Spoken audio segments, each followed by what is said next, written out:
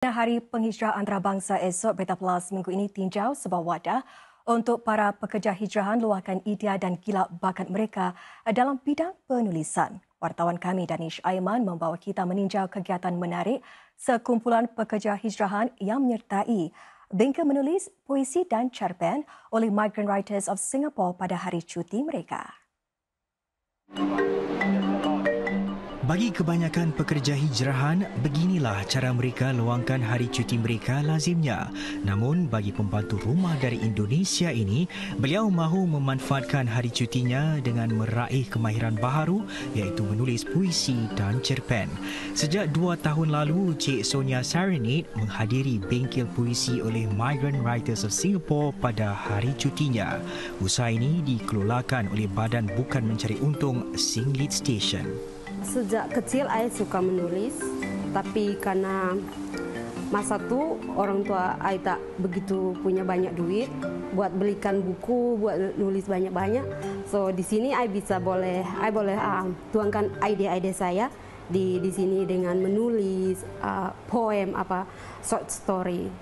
Hujan tercurah dengan deras membasahi bumi yang kering. Menurut Cik Sonia, menulis puisi ini juga boleh jadi satu wadah berkesan untuk pekerja hijrahan sepertinya meluahkan idea dan perasaan. Dengan ini, beliau mahu membuktikan bahawa golongan pembantu rumah juga ada bakat jika diberi peluang dan digilap. Banyak orang cakap pekerja rumah tangga tu tak punya bakat, tak punya talent, tak punya ide. Tapi migrant domestic worker itu, pekerja rumah tangga itu punya banyak ide, punya banyak talent. Hanya karena mereka tidak punya kesempatan. Kalau majikan saya tak apa, dia sangat support dengan apa yang saya lakukan. Pasal itu semua baik buat saya. Selain mengajar para pekerja hijrahan teknik-teknik penulisan puisi dan cerita pendek, mereka juga membincangkan topik-topik semasa seperti hak wanita. Kelas ini akan meneroka sejarah ringkas penulisan wanita, termasuk bagaimana wanita membuat suara mereka didengari dan menegaskan identiti mereka melalui penulisan. Terdapat beberapa platform untuk mereka mengkongsi penulisan mereka. Sesetengah mungkin membentangkan hasil kerja mereka di Karnival Puisi yang merupakan program membaca puisi bulanan yang menghimpunkan komuniti puisi migran, Singapura dan antarabangsa. Menerusi karya-karya yang dihasilkan, Singlit Station juga berharap dapat mengubah persepsi orang ramai terhadap pekerja hijrahan. Mereka memiliki hobi dan bakat di luar pekerjaan mereka. Dan matlamat kami adalah untuk menonjolkan bakat ini dan mengalakkan rakyat Singapura menghargai sumbungan seni mereka.